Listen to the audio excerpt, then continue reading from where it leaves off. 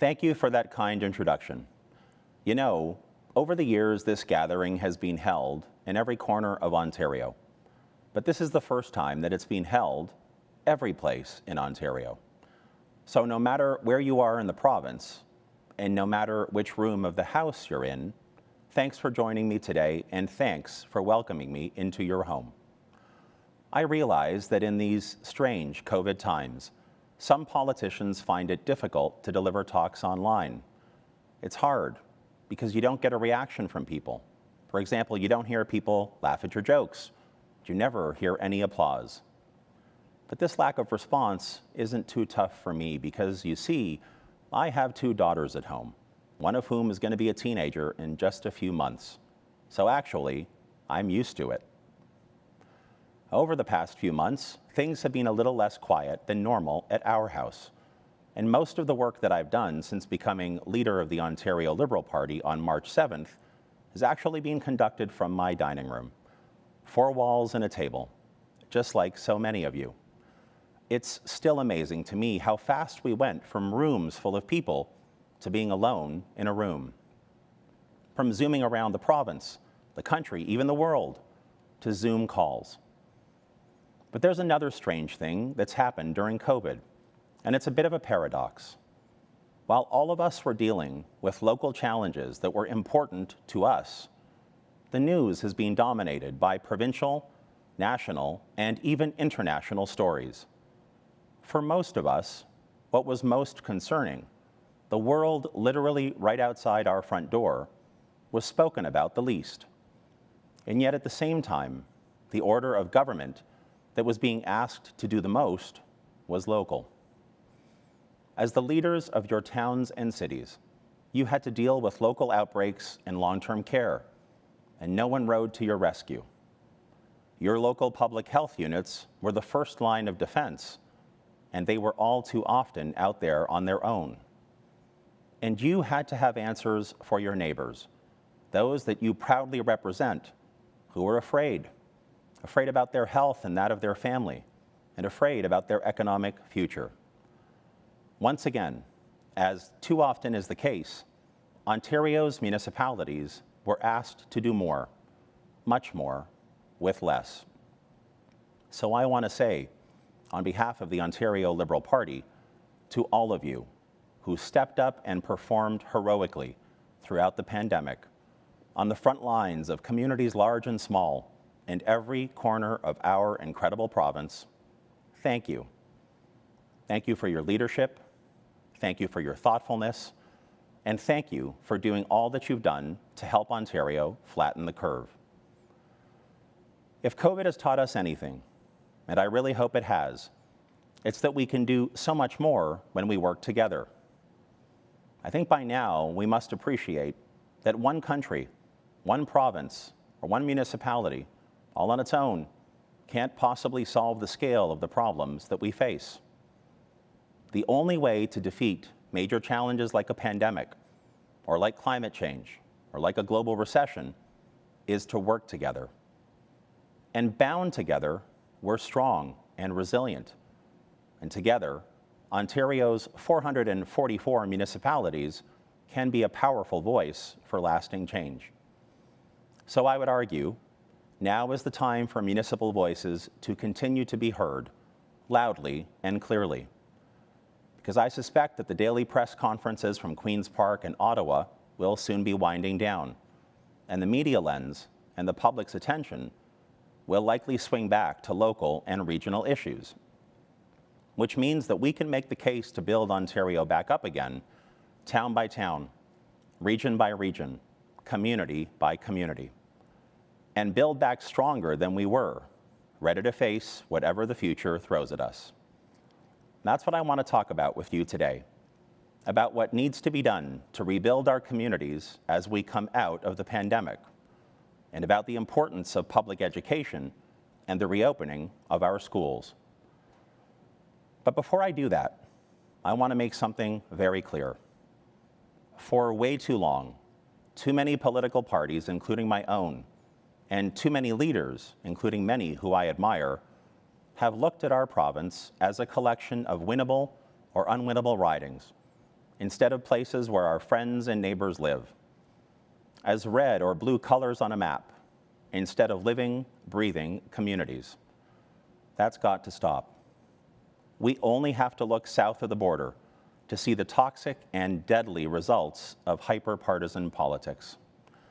That's why my plan to build up the Ontario Liberal Party starts in your communities, all of them.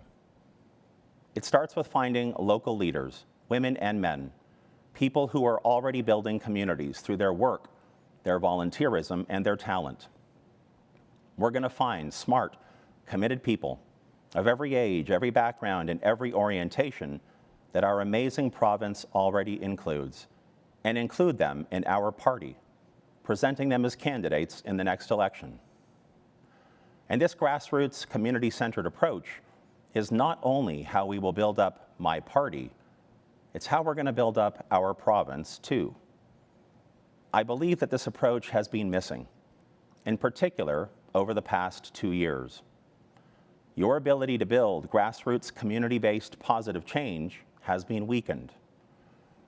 Prior to the pandemic, you faced unnecessary disruption from Queen's Park rather than having a stable and predictable partnership. Now, I think that puts all of us at risk because it's short-sighted. Because if municipalities can't pay, can't become more autonomous, can't support people the way that you all want and need to, many of the programs the federal and provincial governments have begun will be ineffective. If you can't afford to pay municipal workers, the people who cared for our communities and put themselves at risk, our firefighters, public transit workers, and so many more, well, then our social services are at risk, as well as our safety and our health. So how do we stop the crisis before it comes? Well, I think we have to build from the ground up by investing in critical infrastructure and making decisions that lay the foundation for sustained success. About a generation ago, the provincial government of the day chose to download thousands of kilometers of roads, highways, and bridges. For them, it was convenient and it helped deal with Queen's Park's fiscal pressures. But they stuck your local residents with the bill. And I know that it's been a long-standing struggle to maintain this infrastructure, which was never meant to be funded by local property taxes. We want to work with you to review whether or not these physical assets, which are important for our safety and our economy, should be uploaded.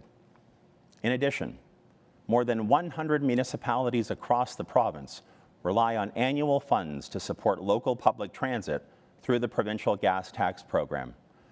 In 2019, the current government cut the increase to this funding, a move that set back our efforts to encourage more people to leave their cars at home and set back our plan to fight climate change.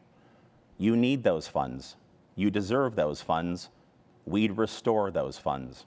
In a world where we now realize global supply chains are vulnerable and everyone is thinking local, we'd support Ontario's critically important agri-food sector and build 2 new Ontario food terminals, one in the east and the other in the southwest. We'd also help spur local economic development by decentralizing government and do our best to locate agencies and ministry functions in communities where the cost of housing is low and the quality of life is high. Of course, that's not possible without broadband, which is as essential in 2020 as electricity and running water, something that the pandemic has made abundantly clear. So I want to make sure Ontario can deliver and does deliver high-speed, affordable, reliable internet to all Ontarians, and I'm determined to make this an urgent priority for my new government. Delivering on broadband is important for social connectivity and quality of life, but it's also essential for our prosperity, especially as we provide more direct support to those sectors of the economy that need it most.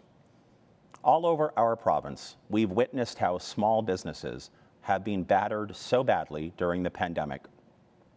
While many big box stores remained open, thousands and thousands of entrepreneurs whose businesses populate our province's main streets were shuttered, and now far too many are in dire shape.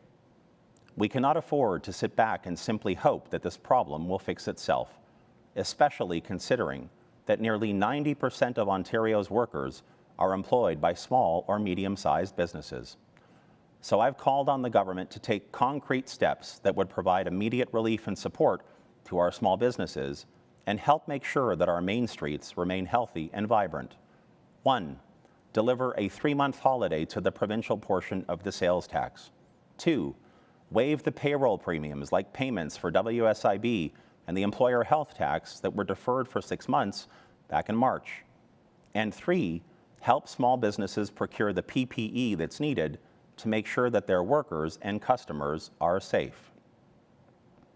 Now, with the rest of the time that I have at this podium today, I want to focus my remarks on an issue that is absolutely vital for Ontario's future: the stability of public education and the need that we all have to have a safe reopening of our schools. Earlier in my remarks, I told you about the daughters that my wife and I are raising. I consider being a dad to be the single most important job that I will ever have, and I would do anything to make sure that my daughters have every single opportunity to succeed and lead good lives. I also believe that it's every generation's fundamental responsibility to ensure that the next generation is positioned for success, prosperity, and happiness. From my perspective, the single best way to ensure that my daughters and the millions of other young people like them across Ontario succeed is by properly supporting and funding public education. In fact, when you serve as a Premier of Ontario, I believe your 2 most important responsibilities are public education and public health care. As you may recall, for most of the last 12 months, our public education system was in a state of disarray, featuring the kind of labor unrest that disrupted the school year, frayed parents' nerves, and did nothing to help our kids thrive. And then the pandemic struck, requiring 2 million students and over 100,000 teachers to rapidly shift to online learning, which was very tough on everyone involved. In exactly 3 weeks from today, Ontario's public schools will reopen. My daughters will be starting grade 8 and grade 4. And I'm deeply concerned that the current government's plan for the reopening fails to make the grade. Several weeks ago, I released the Ontario Liberal plan for the start of the school year. It was detailed and fully costed, and it featured an ironclad commitment to cap class sizes at 15 so that our students could be physically distant and therefore safe while learning. It called for partnering with all of you and all of our municipalities to add thousands of new unconventional classroom spaces in community centers, arenas, public libraries, and even outdoors, again, to help us keep class sizes small.